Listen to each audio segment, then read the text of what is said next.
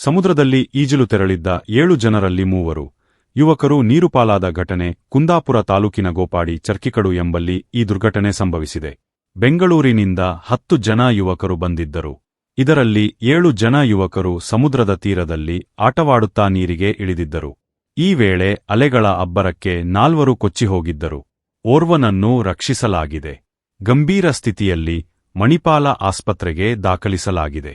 ಘಟನಾ ಸ್ಥಳಕ್ಕೆ ಅಗ್ನಿಶಾಮಕ ಪೊಲೀಸರು ಆಗಮಿಸಿದ್ದಾರೆ. ಮುಳುಗು ತಜ್ಞ ಈಶ್ವರ ಮಲ್ಪೆ ತಂದ ಹಾಗೂ ಸ್ಥಳೀಯರಿಂದ ರಕ್ಷಣಾ ಕಾರ್ಯಾಚರಣೆ ನಡೆದಿದೆ.